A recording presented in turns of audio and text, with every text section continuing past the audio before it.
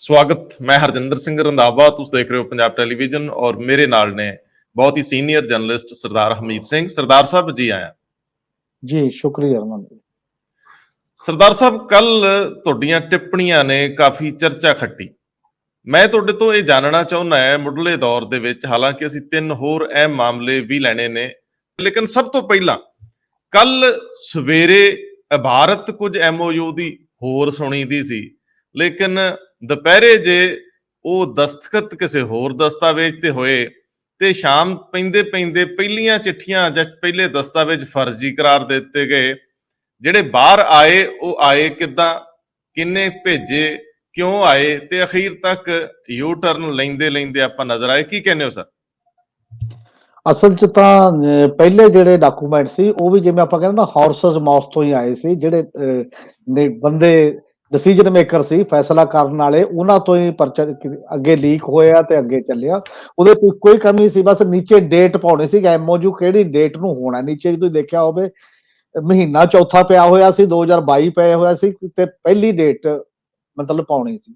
ਉਹਨੂੰ ਲੈ ਕੇ ਕਾਫੀ ਕਸਮਕਸ ਚੱਲਦੀ ਰਹੀ। ਬਿਊਰੋਕ੍ਰੇਸੀ ਦਾ ਵੀ ਆਪਣਾ ਇੱਕ ਆਈਡੀਆ ਹੁੰਦਾ, ਵਿੱਚ ਕਈ ਬਿਊਰੋਕਰੇਟ ਆਪਣਾ ਆਈਡੀਆ ਦਿੰਦੇ ਨੇ, ਬਾਕੀ ਲੋਕ ਟੈਕਨੀਕਲੀ ਗੱਲ ਕਰਦੇ ਨੇ। ਉਦੋਂ ਤੱਕ ਚੱਲਦੇ ਉਹ ਸਾਰੀ ਰਾਤ ਤੱਕ, ਤੇ ਕੁਝ ਸਵੇਰੇ ਹੀ ਉਹ ਲੀਕ ਹੋਣ ਕਰਕੇ ਪੋਲੀਟੀਕਲੀ ਵੀ ਇੱਕ ਪ੍ਰੈਸ਼ਰ ਆਲਮੋਸਟ ਇੱਕ ਬਿਲਡ ਹੋ ਜਾਂਦਾ ਹੈ ਕਿ ਇਹਨੂੰ ਕਿਵੇਂ ਲੈਣਗੇ ਪੰਜਾਬੀ ਲੋਕ ਜਾਂ ਪੰਜਾਬ ਦੀਆਂ ਪਾਰਟੀਆਂ ਜਾਂ ਬਾਕੀ। ਇੱਕ ਹੋਰ ਵੀ ਟੈਕਨੀਕਲ ਮੁੱਦਾ ਇਹਦੇ ਪਿੱਛੇ ਸੀਗਾ ਕਿਸੇ ਨਾ ਕਿਸੇ ਰੂਪ ਦੇ ਵਿੱਚ, ਕਿਉਂਕਿ ਦਿੱਲੀ ਦੀ ਸਰਕਾਰ ਉਹ ਹਾਫ ਸਟੇਟ ਹੈ, ਅੱਧਾ ਰਾਜ ਹੈ, ਉਹ ਪੂਰਾ ਰਾਜ ਨਹੀਂ ਹੈ, ਸੋਵਰ ਨਹੀਂ ਹੈ।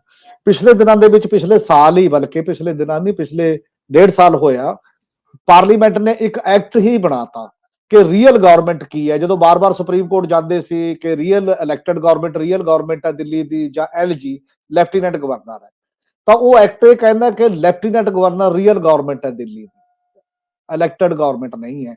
ਹਾਲਾਂਕਿ ਇਹ ਪੋਲੀਟੀਕਲੀ ਤਾਂ ਇੱਕ ਡਿਬੇਟ ਦਾ ਹਿੱਸਾ ਹੈਗਾ ਕਿ ਜੇ ਚੁਣੇ ਹੋਏ ਨੁਮਾਇੰਦੇ, ਚੀਫ ਮਿਨਿਸਟਰ, ਮੰਤਰੀ, ਉਹਨਾਂ ਨੂੰ ਰਾਈਟ ਨਹੀਂ ਹੈ ਤਾਂ ਫਿਰ ਨੋਮੀਨੇਟਡ ਇੱਕ ਬੰਦੇ ਨੂੰ ਰਾਈਟ ਹੈ, ਉਹ ਇੱਕ ਅਲੱਗ ਸਵਾਲ ਹੈ। ਪਰ ਟੈਕਨੀਕਲੀ, ਕਾਨੂੰਨੀ ਤੌਰ ਤੇ, ਸੰਵਿਧਾਨਕ ਤੌਰ ਤੇ ਅੱਜ ਦੀ ਡੇਟ 'ਚ ਦਿੱਲੀ ਦੇ ਗਵਰਨਮੈਂਟ ਜੋ ਵੀ ਫੈਸਲਾ ਕਰਦੀ ਹੈ ਉਹਦੀ ਅਪਰੂਵਲ LG ਤੋਂ ਲੈਣਾ ਜ਼ਰੂਰੀ ਹੈ। ਔਰ ਜੇਕਰ ਅਸੀਂ ਇਸੇ ਐਗਰੀਮੈਂਟ ਦੇ ਵਿੱਚ, ਜਿਹੜੇ ਪਹਿਲਾਂ 7 ਪੇਜ 8 ਪੇਜ ਸੀਗੇ ਜਿਹਦੇ ਚ ਡਿਟੇਲਿੰਗ ਸੀ, ਬਾਕੀ ਡਿਪਾਰਟਮੈਂਟਸ ਕਿਹੜੇ ਕਿਹੜੇ ਹੋਣਗੇ, ਕਿਹੜੇ ਕਿਹੜੇ ਵਿੱਚ এনवायरमेंट ਦਾ ਵੀ ਸੀ, ਵਾਟਰ ਸਪਲਾਈ ਵੀ ਸੀ, ਸਾਰੇ ਡਿਪਾਰਟਮੈਂਟ ਉਸ ਲੈਵਲ ਦੇ ਉੱਤੇ ਸੀਗੇ, ਤੇ ਜੇ ਉਹ ਛੱਡੇ ਗਏ ਨੇ ਤੇ ਇਹਦੇ ਵਿੱਚ ਇੱਕ ਲਾਈਨ ਪਾਈ ਗਈ ਹੈ ਇਹ ਕਿ ਇਹ ਕਾਨੂੰਨੀ ਤੌਰ ਤੇ ਦੋਨੋਂ ਸਰਕਾਰਾਂ ਚੋਂ ਕਿਸੇ ਤੇ ਵੀ ਪਾਬੰਦੀ ਨਹੀਂ ਹੋਏਗੀ ਇਹਨੂੰ ਲਾਗੂ ਕਰਨ ਦੀ। ਇਹ ਲੀਗਲ ਬਾਈਂਡਿੰਗ ਨਹੀਂ ਹੈ ਕਿਸੇ ਤੇ ਵੀ। ਤੇ ਇੱਕ ਸਵਾਲ ਇਹ ਪੈਦਾ ਹੁੰਦਾ ਵੀ ਜੇ ਲੀਗਲ ਬਾਈਂਡਿੰਗ ਹੀ ਨਹੀਂ ਹੈ, ਤੁਸੀਂ ਕੋਈ MOU ਕਰ ਰਹੇ ਹੋ ਤਾਂ ਉਹਦੀ ਕਰਨ ਦੀ ਤੋਂ ਕੀ ਰਹਿ ਗਈ ਹੈ, ਕਿਉਂ ਕੀਤਾ ਜਾ ਰਿਹਾ? ਫਿਰ ਵੈਸੇ ਤਾਂ ਸਹਿਯੋਗ ਚੱਲਦਾ ਹੀ ਸੀ ਤੁਹਾਡਾ, ਸਹਿਯੋਗ ਨੂੰ ਥੋੜੀ ਰੋਕਦਾ ਕੋਈ। ਦੇਸ਼ ਪੂਰਾ ਸੰਵਿਧਾਨ ਦੇ ਤਹਿਤ ਚੱਲਦਾ ਹੈ, ਸੈਂਟਰ ਸਟੇਟ ਰਿਲੇਸ਼ਨ ਨੇ, ਰਾਜਾਂ ਦੇ ਕੀ ਆਪਸੀ ਰਿਸ਼ਤੇ ਹੋਣਗੇ ਉਹ ਵੀ ਨੇ। ਉਹ ਸੰਵਿਧਾਨਕ ਤੇ ਕਾਨੂੰਨੀ ਪਹਿਲੂ ਤੁਹਾਨੂੰ ਦਿੰਦੇ ਨੇ, ਜਿੰਨਾ ਮਰਜ਼ੀ ਸਹਿਯੋਗ ਕਰ ਲਓ, ਜਿੰਨਾ ਮਰਜ਼ੀ ਲੜਾਈ ਕਰ ਲਓ, ਉਹ ਚ ਆਜ਼ਾਦ ਹੋ ਤੁਸੀਂ, ਉਹ ਚ ਤਾਂ ਕੋਈ ਦੋਰਾਵਾ ਨਹੀਂ। ਜਦੋਂ ਕੋਈ ਪਾਰਟੀਕੂਲਰ ਗੱਲ ਤੇ MOU ਕੀਤਾ ਜਾਂਦਾ, ਨਾਰਮਲੀ MOU ਕੀਤਾ ਜਾਂਦਾ ਕਿਸੇ ਖਾਸ ਇੱਕ ਗੱਲ ਤੇ, ਮੰਨ ਲਓ ਕੱਲੀ ਐਜੂਕੇਸ਼ਨ ਦੇ ਕੁਝ ਗੱਲਾਂ ਤੇ ਹੁੰਦਾ ਵੀ ਇਸ ਖੇਤਰ 'ਚ ਆਪਾਂ ਇੱਕ ਦੂਜੇ ਨੂੰ ਸਹਿਯੋਗ ਕਰਾਂਗੇ, ਉਹ ਵੀ ਵਿਦਨ ਕੰਟਰੀ। ਮੈਂ ਨਹੀਂ ਦੇਖਿਆ ਇਸ ਜਿਹੜਾ ਇੱਕ ਉਦਾਹਰਨ ਦਿੱਤੀ ਜਾਂਦੀ ਨਾ, ਅੰਟਾਰੀਆ ਨਾਲ ਕੀਤਾ, ਫਲਾਣੇ ਨਾਲ ਕੀਤਾ, ਉਹ ਯੂਨੀਵਰਸਿਟੀ ਟੂ ਯੂਨੀਵਰਸਿਟੀ ਜਾਂ ਬਾਕੀ ਦੀਆਂ ਚੀਜ਼ਾਂ 'ਚ ਕਿਸੇ ਇੱਕ ਅੱਧੇ ਕੰਮ 'ਚ ਉਸ ਲੈਵਲ ਤੇ ਕੀਤਾ। ਸਾਡੇ ਕਨਸਟੀਟਿਊਸ਼ਨ ਦੇ ਵਿੱਚ ਜਿਹੜੇ ਰਾਈਟਸ ਦਿੱਤੇ ਹੋਏ ਨੇ ਸਟੇਟਸ ਨੂੰ, ਉਹ ਇੱਕ ਅਲੱਗ ਟਾਈਪ ਦੇ ਰਾਈਟਸ ਨੇ, ਉਹਨਾਂ ਦੇ ਤਹਿਤ ਉਹ ਗੱਲ ਕਰਦੇ ਨੇ।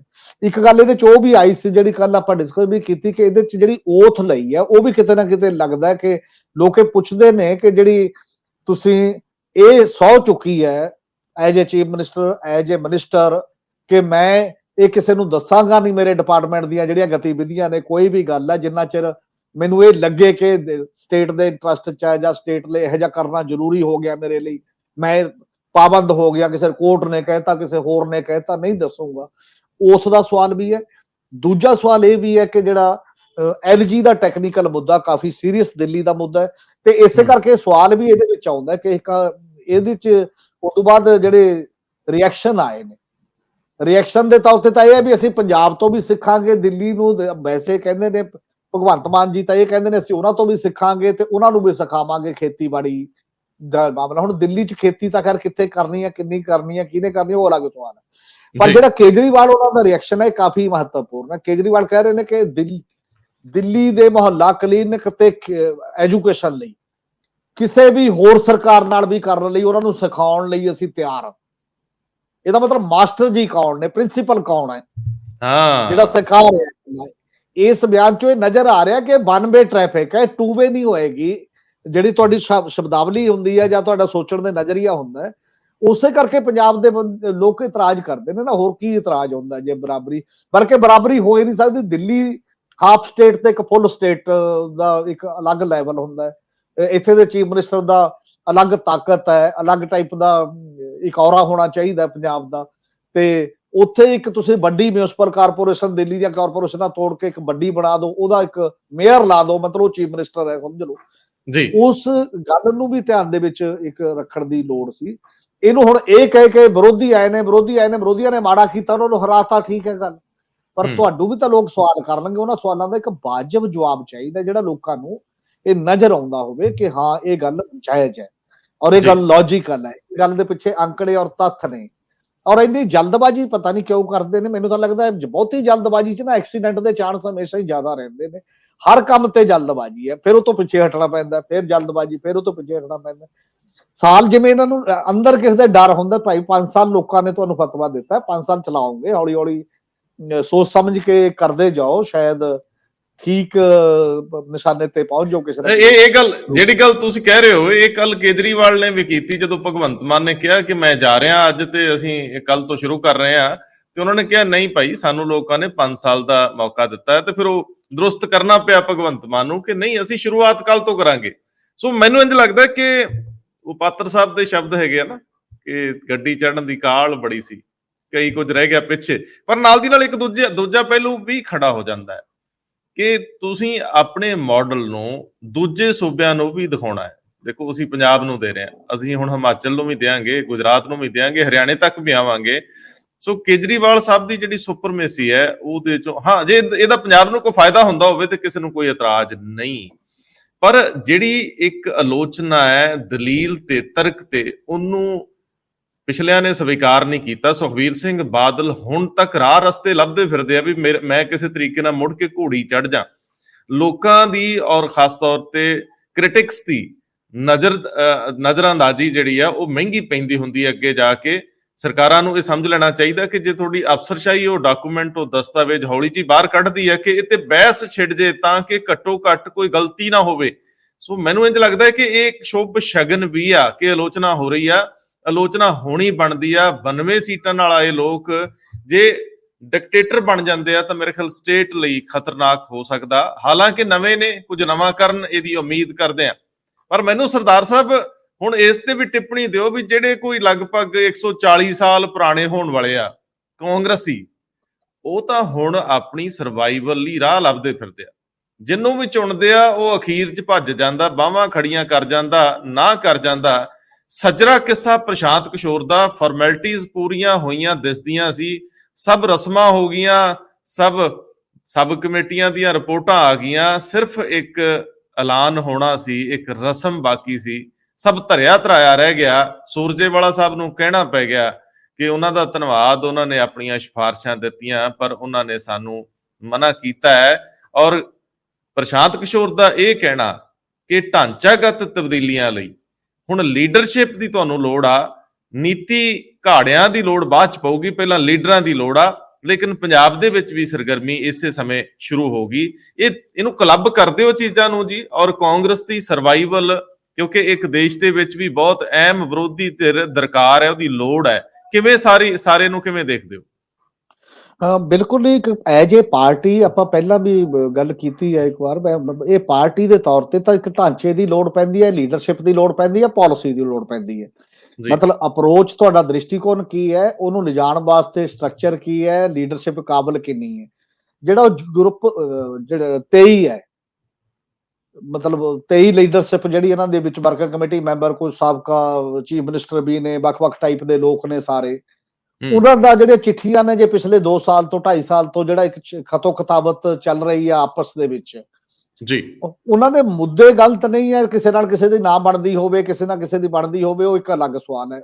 ਉਹ 2-3 ਮੁੱਦੇ ਉਠਾ ਰਹੇ ਨੇ ਬੜੇ ਤੋਂ ਵੀ ਜੇ ਪਾਰਟੀ ਨੂੰ ਰਿਵਾਈਵ ਕਰਨਾ ਤਾਂ ਇਹ ਗੱਲਾਂ ਤੇ ਧਿਆਨ ਦੇਣਾ ਪਏਗਾ। ਪਹਿਲੀ ਗੱਲ ਉਹ ਇਹ ਉਠਾ ਰਹੇ ਸੀਗੇ ਕਿ ਪਾਰਟੀ ਨੂੰ ਇੱਕ ਡੈਮੋਕ੍ਰੈਟਿਕਲੀ ਇੰਟਰਨਲ ਡੈਮੋਕ੍ਰੇਸੀ ਰਾਹੀਂ ਚੁਣਿਆ ਹੋਇਆ ਪ੍ਰਧਾਨ ਚਾਹੀਦਾ, ਮਤਲਬ ਹੇਠਾਂ ਤੋਂ ਉੱਪਰ ਤੱਕ ਇੱਕ ਸਿਸਟਮ ਜਿਹੜਾ ਕਾਂਗਰਸ ਚ ਕਦੇ ਰਿਹਾ ਸੀ, ਮਤਲਬ ਉਸ ਤੋਂ ਬਾਅਦ ਹੌਲੀ ਹੌਲੀ ਉਹ ਬੰਦ ਹੋ ਗਿਆ।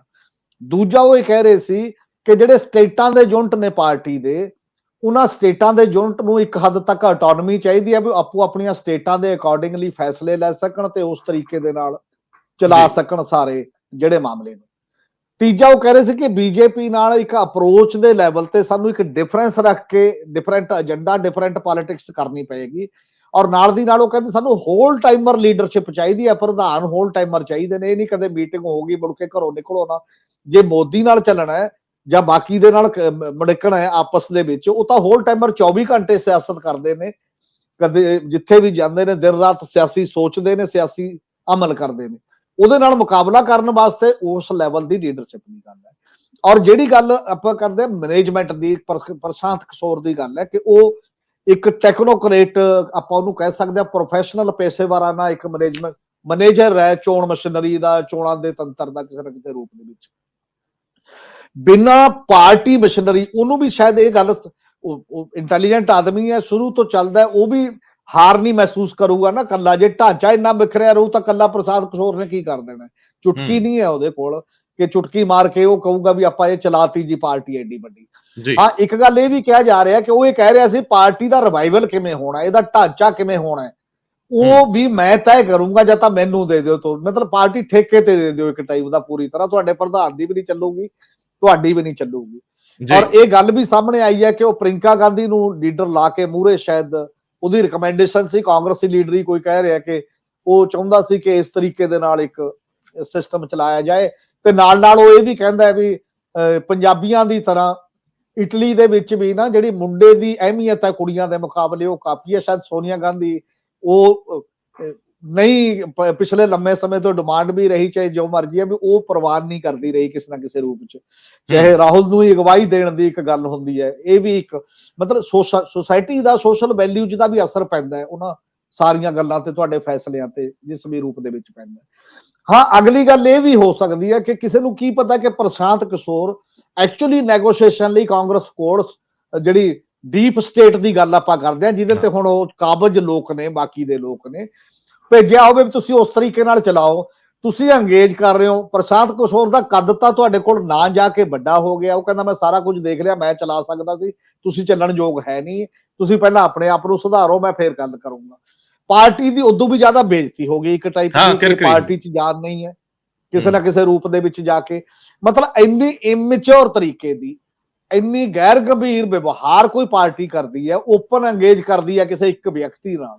ਵਿਅਕਤੀ ਜਿੱਡਾ ਮਰਜੀ ਇੰਟੈਲੀਜੈਂਟ ਹੋਵੇ, ਜਿੱਡਾ ਮਰਜੀ ਬੰਦਾ ਹੋਵੇ, ਚਾਹੇ ਉਹ ਲੀਡਰ ਵੀ ਇਕੱਲਾ ਕਿਉਂ ਨਾ ਹੋਵੇ, ਉਹ ਆਰਗੇਨਾਈਜੇਸ਼ਨ ਤੋਂ ਵੱਡਾ ਨਹੀਂ ਹੁੰਦਾ ਕਦੇ ਵੀ। ਆਰਗੇਨਾਈਜੇਸ਼ਨ ਦੇ ਵਿੱਚ ਫਿਰ ਵੀ ਇੱਕ ਜਾਨ ਹੁੰਦੀ ਹੈ, ਲੋਕ ਬਹੁਤ ਇਕੱਠੇ ਹੁੰਦੇ ਨੇ, ਆਸਥਾਵਾਂ ਹੁੰਦੀਆਂ ਨੇ, ਉਹਨਾਂ ਦੀ ਕੁਝ ਇਨਵੈਸਟਮੈਂਟ ਦਿਮਾਗੀ ਤੌਰ ਤੇ ਵੀ, ਬਾਕੀ ਤੌਰ ਤੇ ਵੀ, ਸਮੇਂ ਦੇ ਤੌਰ ਤੇ ਦਿੱਤੀ ਹੁੰਦੀ ਹੈ। ਇੱਥੇ ਉਹਦੇ ਤੋਂ ਵੱਡਾ ਬਣ ਗਿਆ, ਮਤਲਬ ਇਸ ਸਾਰੀ ਡਿਬੇਟ ਚ ਮੈਨੂੰ ਲੱਗਦਾ ਉਹ ਖੱਟ ਗਿਆ ਤੇ ਕਾਂਗਰਸ ਪਾਰਟੀ ਜਿਹੜੀ ਆ ਉਹ ਪਿੱਛੇ ਰਹਿ ਗਈ ਹੈ ਕਿਸੇ ਨਾ ਕਿਸੇ। ਤੁਹਾਨੂੰ ਲੱਗਦਾ ਵੀ ਕੱਚੇ ਕੁਆਰੇ ਰਿਸ਼ਤਿਆਂ ਦੀਆਂ ਮੁਲਾਕਾਤਾਂ ਜੇ ਬੰਦ ਕਮਰਿਆਂ ਜਾਂ ਪਰਦੇ ਉੱਲੇ ਹੁੰਦੀਆਂ ਤੇ ਚੰਗਾ ਸੀ।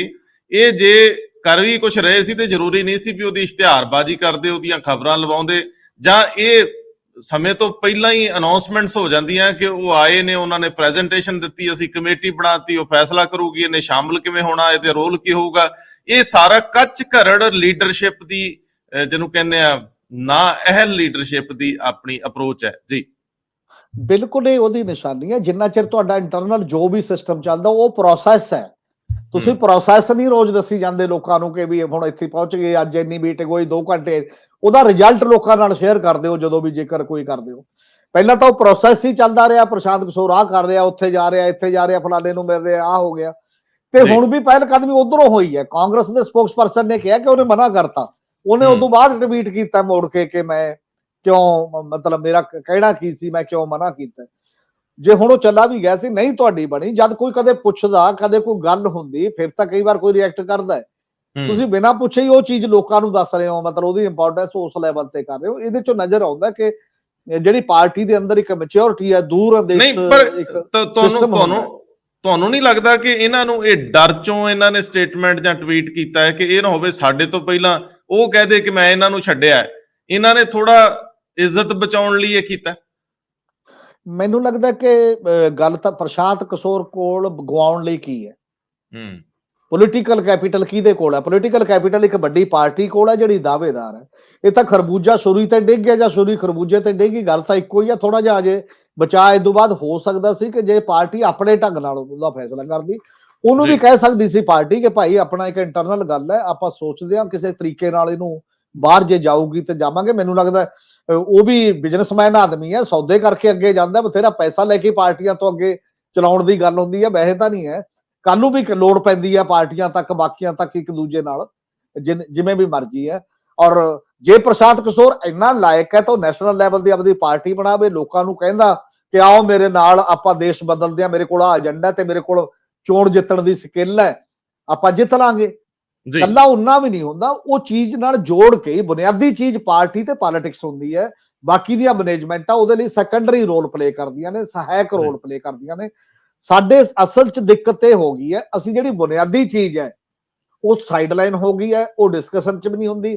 ਜਿਹੜੀ ਓਪਰੀ ਚੀਜ਼ ਹੈ, ਜਿਹੜੀ ਸਹਿਯੋਗੀ ਚੀਜ਼ ਹੈ, ਉਹ ਪਹਿਲੇ ਨੰਬਰ ਤੇ ਹੋ ਗਈ ਹੈ, ਚਰਚਾ ਦੇ ਵਿੱਚ ਵੀ, ਪਰਸੈਪਸ਼ਨ ਗੇਮ ਦੇ ਵਿੱਚ ਵੀ, ਤੇ ਬਾਕੀ ਦੇ ਜਿਹੜੇ ਪ੍ਰੈਕਟਿਸ ਹੁੰਦੀ ਹੈ ਜਦੋਂ ਚੋਣਾਂ ਦੇ ਵਿੱਚ, ਉਦੋਂ ਫਿਰ ਉਹ ਚੀਜ਼ ਨਹੀਂ ਚੱਲ ਪਾਉਂਦੀ ਉਸ ਪੱਧਰ ਦੇ ਉੱਤੇ। ਤੁਹਾਨੂੰ ਲੱਗਦਾ ਉਦੋਂ ਫਿਰ ਨਰਿੰਦਰ ਮੋਦੀ ਦੀ ਪੋਲਿਟਿਕਸ ਨੇ ਜਿੱਤਣਾ?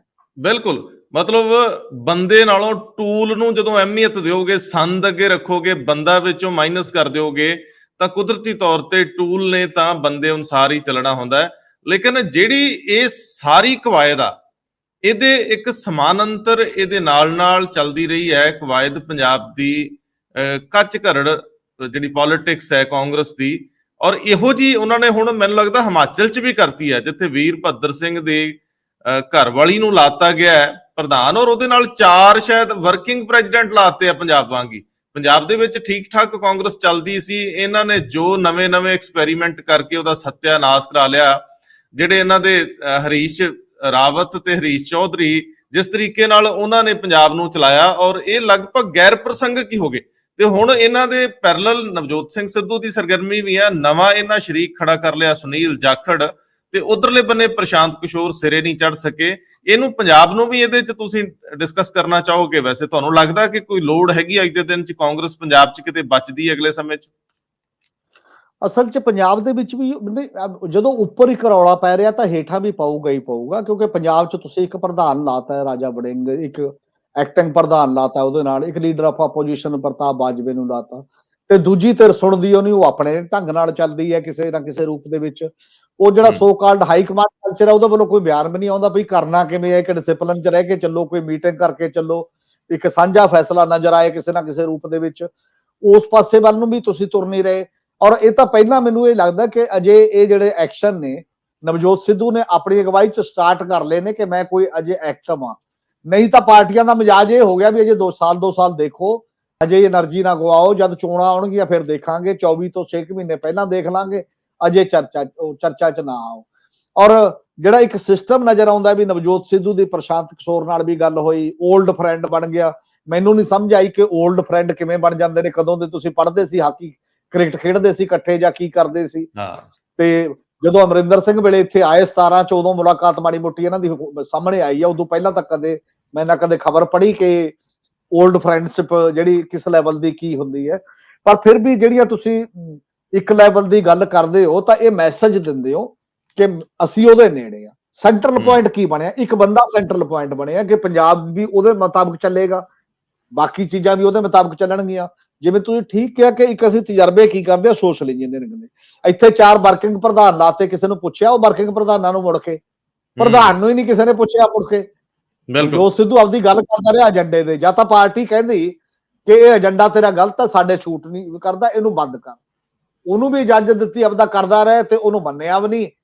ਤੇ ਚੱਕ ਚੀਫ ਮਿਨਿਸਟਰ ਆਪਣੇ ਤਰੀਕੇ ਦਾ ਲਾਤਾ, ਵੋਟਾਂ ਪਵਾ ਲੀਆਂ, ਵੋਟਾਂ ਜਿਹਦੇ ਪੱਖ 'ਚ ਨਹੀਂ ਸੀ ਚੀਫ ਮਿਨਿਸਟਰ ਉਹਨੂੰ ਵੀ ਬਣਾਤਾ, ਤੇ ਜਿਹਨੂੰ ਤੁਸੀਂ ਮਤਲਬ ਨਹੀਂ ਬਣਾਇਆ ਵੋਟਾਂ ਪਵਾ ਕੇ ਵੀ, ਉਹਨੂੰ ਹੁਣ ਕੱਢਣਾ ਪੈ ਗਿਆ, ਉਹ ਬੋਲਦਾ ਰਿਹਾ।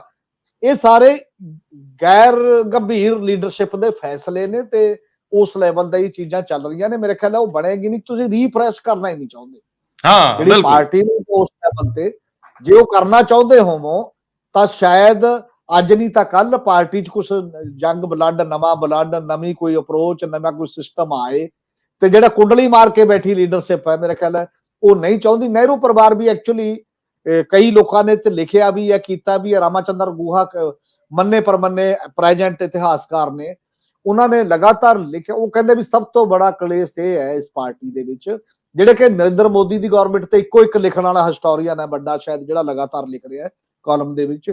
ਉਹ ਕਹਿੰਦਾ ਵੀ ਨਹਿਰੂ ਪਰਿਵਾਰ ਨੇ ਜੱਫਾ ਮਾਰ ਲਿਆ, ਉਹ ਪਾਰਟੀ ਪ੍ਰਧਾਨਗੀ, ਪਾਰਟੀ ਤੋਂ ਕਬਜ਼ਾ ਛੱਡਣਾ ਹੀ ਨਹੀਂ ਚਾਹੁੰਦਾ। ਕਾਂਗਰਸ ਦੀ ਤਰਾਸਦੀ ਸਭ ਤੋਂ ਵੱਡੀ ਇਹ ਹੈ, ਜਿਹਦੇ ਕਰਕੇ ਜੇ ਉਹ ਓਪਨ ਹੋ ਜੇ, ਕੋਈ ਧੱਕੇ ਨਾਲ ਨਹੀਂ ਛਡਾਉਂਦਾ।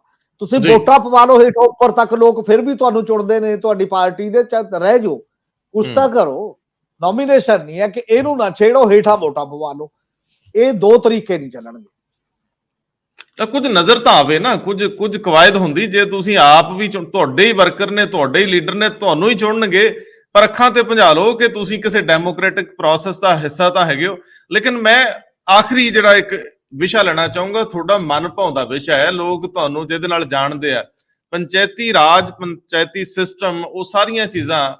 ਮੈਂ ਚਾਹੂੰਗਾ ਕਿ ਤੁਸੀਂ ਜਿਹੜੀ ਕੁਲਦੀਪ ਸਿੰਘ ਧਾਲੀਵਾਲ ਦੀ ਅਗਵਾਈ 'ਚ 25 ਤਰੀਕ ਵਾਲੇ ਦਿਨ ਸੋਮਵਾਰ ਮੀਟਿੰਗ ਹੋਈ ਆ, ਜਿਹਦੇ ਵਿੱਚ ਪੰਚਾਇਤੀ ਜ਼ਮੀਨਾਂ ਦੇ ਨਜਾਇਜ਼ ਕਬਜ਼ਿਆਂ ਬਾਰੇ ਗੱਲ ਹੋਈ, ਉਹਦੇ ਤੇ ਜਰਾ ਟਿੱਪਣੀ ਕਰੋ। ਕਿਉਂਕਿ ਅੱਜ ਤੁਹਾਡੀ ਅੰਗਰੇਜ਼ੀ ਦੀ ਅਖਬਾਰ ਟ੍ਰਿਬਿਊਨ ਨੇ ਇਹ ਅੰਕੜਾ ਛਾਪਿਆ, ਕੁਝ ਹਜ਼ਾਰ ਏਕੜ ਜ਼ਮੀਨ ਜਿਹੜੀ ਆ ਉਹਦੇ ਕਬਜ਼ਿਆਂ ਦੀ ਗੱਲ ਆ। ਇਹ ਵੈਸੇ ਜਿਹੜੀ ਮੀਟਿੰਗ ਹੈ ਫਰੂਟਫੁਲ ਰਹੀ, ਇਹਦਾ ਤੁਸੀਂ ਨਿਚੋੜ ਕੀ ਦੇਖਦੇ ਹੋ? ਮੀਟਿੰਗ ਦਾ ਇੰਨਾ ਹੀ ਹੈ ਕਿ ਉਹਦੇ ਚ ਇੱਕ ਤਾਂ ਹਿਸਾਬ ਕਿਤਾਬ ਲਿਆ ਗਿਆ ਕਿ ਆਪਣੀ ਕਿੰਨੀ ਜ਼ਮੀਨ ਹੈ, ਕਿੰਨੀ ਕਬਜ਼ੇ 'ਚ ਹੈ, ਕਿਹਦੇ ਤੇ ਕਿੰਨੇ ਕੋਰਟ ਕੇਸ ਨੇ, ਕਿੰਨੇ ਕੋਰਟ ਨੇ ਮਤਲਬ ਕਲੀਅਰ ਕਰ ਦਿੱਤੇ ਹੋਏ ਨੇ, ਕਿੰਨਾ ਬਾਕੀ ਹੈ। ਉਹਦੇ ਚੋਂ ਸਾਰੀ ਚੋਂ ਇੱਕ ਜੱਜਮੈਂਟ ਸਾਹਮਣੇ ਆਈ, ਜਿਹੜਾ ਡਾਕੂਮੈਂਟ ਅਧਿਕਾਰੀਆਂ ਨੇ ਮਿਨਿਸਟਰ ਦੇ ਸਾਹਮਣੇ ਪੇਸ਼ ਕੀਤੇ। ਉਹਦੇ ਚ ਇਹ ਆਇਆ ਕਿ 5000 ਏਕੜ ਜ਼ਮੀਨ ਦੇ ਤਾਂ ਅਦਾਲਤਾਂ ਦੇ ਫੈਸਲੇ ਹੋ ਚੁੱਕੇ ਨੇ ਔਰ ਕਬਜ਼ਾ ਵਾਰੰਟ ਜਾਰੀ ਹੋ ਚੁੱਕੇ ਨੇ, ਮਤਲਬ ਵੀ ਤੁਸੀਂ ਕਬਜ਼ਾ ਲੈ ਸਕਦੇ ਹੋ। ਹੁਣ ਉਹ ਸਭ ਤੋਂ ਪਹਿਲਾ ਸਟੈਪ ਇਹੀ ਲਿਆ ਜਾਊਗਾ, ਜੇ ਲਿਆ ਜਾਊਗਾ ਕਿ ਪਹਿਲਾਂ ਉਹ ਜਿਹਨੂੰ ਕੋਰਟ ਨੇ ਕਲੀਅਰ ਕੀਤਾ ਹੋਇਆ ਕਬਜ਼ਾ ਵਾਰੰਟ ਤੁਹਾਡੇ ਕੋਲ ਹੈ, ਉਹਦੇ ਚ ਤਾਂ ਕਾਹਦੀ ਦੇਰੀ ਹੈ? ਉਹਦੇ ਚ ਤਾਂ ਵੱਧ ਤੋਂ ਵੱਧ ਕਬਜ਼ੇ ਤੇ ਇੱਕ ਰੌਲਾ ਪਊਗਾ ਜ਼ਰੂਰ, ਕਿਉਂਕਿ ਕਬਜ਼ਾ ਨਾਰਮਲੀ ਛਡਾਉਣਾ, ਆਪਾਂ ਨੂੰ ਪੰਜਾਬ ਦੇ ਵਿੱਚ ਜ਼ਮੀਨ ਦੇ ਵਿੱਚ ਪਤਾ ਕਿ ਕਿਵੇਂ ਲੋਕ ਨਜਾਇਜ਼ ਕਬਜ਼ੇ ਵਾਲੇ ਵੀ ਰਾਈਫਲਾਂ ਲੈ ਕੇ ਜਾਂਦੇ ਨੇ ਤੇ ਦੂਜੇ ਵੀ ਜਦੋਂ ਜਿਹਨੇ ਕਬਜ਼ੇ ਕੀਤੇ ਹੁੰਦੇ ਨੇ, ਉਹਦੇ ਲਈ ਪੁਲਿਸ ਫੋਰਸ ਦੀ ਲੋੜ ਪੈਂਦੀ ਹੈ। ਸਧਾਰਨ ਤਾਂ ਪੰਚਾਇਤ ਡਿਪਾਰਟਮੈਂਟ ਜਾ ਕੇ ਉੱਥੇ ਦੋ ਬੰਦੇ ਖੜਨਗੇ, ਲੋਕ ਕੁੱਟ ਕੇ ਮੋੜ ਦਿੰਦੇ ਨੇ। ਉਹ ਪੁਲਿਸ ਫੋਰਸ ਤੇ ਇਹ ਮੈਨੂੰ ਲੱਗਦਾ ਚੀਫ ਮਿਨਿਸਟਰ ਲੈਵਲ ਦੇ ਇੱਕ ਗੱਲ ਹੋਏਗੀ। ਚੀਫ ਮਿਨਿਸਟਰ ਡਾਇਰੈਕਟ ਕਰਨਗੇ ਉਹਨੂੰ, ਪੁਲਿਸ ਨੂੰ, ਕਿ ਜਾਓ ਨਾਲ, ਜਿੱਥੇ ਵੀ ਤੁਹਾਡੇ ਕੋਲ ਅਰਜੀ ਆਉਂਦੀ ਹੈ ਕਿ ਇਸ ਜ਼ਿਲ੍ਹੇ 'ਚ ਐਸਐਸਪੀ ਦੀ ਜ਼ਿੰਮੇਵਾਰੀ ਹੋਵੇ, ਨਾਲ ਫੋਰਸ ਭੇਜੇ ਤੇ ਉੱਥੇ ਕਬਜ਼ਾ। ਹੁਣ ਕਿਉਂਕਿ ਮੌਕਾ ਹੈ, ਹੁਣ ਮੌਕਾ ਇਹ ਹੈ ਵੀ ਕਣਕ ਵੱਢੀ ਵੀ ਹੋਈ ਹੈ, ਵਿੱਚ ਵਿਚਾਲੇ ਕਈ ਵਾਰ ਔਖਾ ਵੀ ਹੁੰਦਾ, ਕਣਕ ਵੱਢੀ ਗਈ ਹੈ, ਹਾੜੀ ਦਾ ਅੱਗੇ ਸੌਣੀ ਦੀਆਂ ਫਸਲਾਂ ਦੀ ਬਿਜਾਈ ਹੋਣੀ ਹੈ। ਜੇ ਉਹ 5000 ਏਕੜ ਦੇ ਕਬਜ਼ੇ ਲੈਣੇ ਨੇ ਤਾਂ ਆ ਬਹੁਤ ਸਭ ਤੋਂ ਬੈਟਰ ਮੌਕਾ ਹੈ। ਉਹ ਜੇ 5000 ਏਕੜ ਦਾ ਕਬਜ਼ਾ ਲੈ ਗਏ ਤਾਂ ਅੱਗੇ ਉਮੀਦ ਬਣੂਗੀ ਲੋਕਾਂ ਨੂੰ ਕਿ ਜਿਹੜੀ ਹੋਰ 15000 ਏਕੜ ਤੇ ਕਬਜ਼ੇ ਨੇ ਉਹ ਵੀ ਉਧਰ ਨੂੰ ਵੀ ਗੱਲ ਚੱਲ ਸਕਦੀ ਹੈ। ਫਿਰ ਅਦਾਲਤਾਂ ਨੂੰ ਵੀ ਪੰਜਾਬ ਗਵਰਨਮੈਂਟ ਰਿਕੁਐਸਟ ਕਰ ਸਕਦੀ ਹੈ ਕਿ ਜਿਹੜੇ ਕਬਜ਼ੇ ਜਿਹੜੇ ਅਜੇ ਕੇਸ ਰਹਿੰਦੇ ਨੇ, ਇਹਨਾਂ ਨੂੰ ਪ੍ਰਾਇੋਰਟੀ ਦੇ ਆਧਾਰ ਤੇ, ਡੇ ਟੂ ਡੇ ਦੀ ਸੁਣਵਾਈ ਦੇ ਆਧਾਰ ਤੇ ਇਹਨੂੰ, ਕਿਉਂਕਿ ਪਬਲਿਕ ਇੰਟਰਸਟ ਦਾ ਮਾਮਲਾ ਹੈ, ਲੋਕਾਂ ਦੇ ਵਿਕਾਸ ਨਾਲ ਜੁੜੇ ਹੋਏ ਉਹ ਪੈਸੇ ਨੇ ਜਿਹੜੇ ਜਾਣੇ ਨੇ, ਇਹਨੂੰ ਹੱਲ ਕਿਸੇ ਨਾ ਕਿਸੇ ਤਰੀਕੇ ਨਾਲ ਫੈਸਲੇ ਜੱਜਮੈਂਟ ਦੇ ਦਿੱਤੀ ਜਾਵੇ। ਜੇਕਰ ਮੈਨੂੰ ਲੱਗਦਾ ਅਦਾਲਤ ਇਹ ਸੁਣ ਲੈਂਦੀਆਂ ਨੇ ਕਿਸੇ ਵੀ ਸਰਕਾਰ ਦੀ, ਜੇਕਰ ਉਹ ਚਾਹਣਗੀਆਂ ਕਿ ਪ੍ਰਾਇੋਰਟੀ ਦੇ ਆਧਾਰ ਤੇ ਨਾ ਕੇਸਾਂ ਨੂੰ ਹੱਲ ਕਰ ਲਿਆ ਜਾਵੇ, ਉਸ ਪਾਸੇ ਵੱਲ ਸਰਕਾਰ ਤੁਰਦੀ ਹੈ, ਸਰਕਾਰ ਦੀ ਬਿਲ ਪਾਵਰ ਹੋਏਗੀ ਤਾਂ ਲਾਜ਼ਮੀ ਮੇਰੇ ਖਿਆਲ ਹੈ ਇਹ ਚੀਜ਼ਾਂ ਦਾ ਫਾਇਦਾ ਹੋ ਜਾਏਗਾ। ਕਾਫੀ ਪਿੰਡਾਂ ਨੂੰ ਫਾਇਦਾ ਹੋ ਜਾਏਗਾ, ਐਜੇ ਆਮਦਨ ਆਉਣੀ ਸ਼ੁਰੂ ਹੋ ਜਾਏਗੀ, ਗਵਰਨਮੈਂਟ ਨੂੰ ਵੀ ਫਾਇਦਾ ਹੋ ਜਾਏਗਾ। ਹਾਲਾਂਕਿ ਗਵਰਨਮੈਂਟ ਨੇ ਕੀ ਕੀਤਾ ਹੋਇਆ ਹੈ, ਮੈਨੂੰ ਲੱਗਦਾ ਨਵੇਂ ਪੰਚਾਇਤ ਮੰਤਰੀ ਨੂੰ ਇਹਨੂੰ ਰਿਵਿਊ ਜ਼ਰੂਰ ਕਰਨਾ ਚਾਹੀਦਾ ਸਾਰੇ ਪਿੰਡਾਂ ਦੀ ਗੱਲ ਨੂੰ। ਉਹਦੇ ਚ ਕੀ ਹੈ ਕਿ ਇਦੋਂ ਪਹਿਲਾਂ ਨਾ 20% ਹੁੰਦਾ ਸੀ, ਜਿੰਨੀ ਪੰਚਾਇਤਾਂ ਦੀ ਆਮਦਨ ਹੈ ਬੋਲੀਆਂ ਤੋਂ 20% ਗਵਰਨਮੈਂਟ ਲਿਜਾਂਦੀ ਸੀ ਮੁਲਾਜ਼ਮਾਂ ਨੂੰ ਤਨਖਾਹ ਦੇਣ ਦੇ ਵਾਸਤੇ। ਹੁਣ ਉਹ 30% ਲਿਜਾਂਦੀ ਹੈ। ਪਿਛਲੀ ਸਰਕਾਰ ਨੇ ਜਾਂਦੇ ਜਾਂਦੇ ਇਹ ਕਰਤਾ ਸੀ ਪਿਛਲੇ ਸਾਲ ਕਿ 30% ਲਿਜਾਏਗੀ। ਪਿੰਡਾਂ ਕੋਲ ਪਹਿਲਾਂ ਹੀ ਪੈਸਾ ਘੱਟ ਹੁੰਦਾ, ਉਹ ਗਵਰਨਮੈਂਟਾਂ ਕੋਲ ਗ੍ਰਾਂਟਾਂ ਲਈ ਫਿਰਦੇ ਨੇ। ਜੇ ਸ਼ਹਿਰ ਦੇ ਵਿੱਚੋਂ ਇੱਕ ਵੀ ਪੈਸਾ ਉਹਦੀ ਟੈਕਸਾਂ ਚੋਂ ਤਨਖਾਹਾਂ ਲਈ ਤੁਸੀਂ ਨਹੀਂ ਦਿੰਦੇ ਤਾਂ ਆਪਦੇ ਮੁਲਾਜ਼ਮਾਂ ਨੂੰ ਤਨਖਾਹ ਗਵਰਨਮੈਂਟ ਬਾਈਟ ਚੋਂ ਮਿਲਣਾ ਚਾਹੀਦਾ, ਸਾਂਝੇ ਬਾਈਟ ਚੋਂ। ਤੇ ਪਿੰਡਾਂ ਦਾ ਉਹ ਪੈਸਾ ਜੇ ਬਚ ਸਕੇ ਤਾਂ ਉਹ ਹੋਰ ਜ਼ਿਆਦਾ ਉਹ ਇਹ 350 ਕਰੋੜ ਦਾ ਮਾਮਲਾ ਹੈ। ਲਗਭਗ ਸ਼ਾਮਲਾਟ ਦੀਆਂ ਬੋਲੀਆਂ 3 ਤੋਂ 350 ਕਰੋੜ ਰੁਪਏ ਦੇ ਵਿੱਚ ਹੁੰਦੀਆਂ ਨੇ ਜਿਹੜੀਆਂ ਸਰਕਾਰ ਕੋਲ ਆਉਂਦਾ ਹੈ, ਤਾਂ ਲਗਭਗ 100 ਕਰੋੜ ਤੋਂ ਜ਼ਿਆਦਾ ਪਿੰਡਾਂ ਚੋਂ ਸਰਕਾਰ ਲੈ ਜਾਂਦੀ ਹੈ, ਮਤਲਬ ਦੇਣ ਦੀ ਬਜਾਏ। ਜੀ ਜੀ, ਇਸ ਗੱਲ ਨੂੰ ਵੀ ਸੋਚਣਾ ਚਾਹੀਦਾ ਕਿਸੇ ਨਾ ਕਿਸੇ ਰੂਪ ਦੇ ਵਿੱਚ।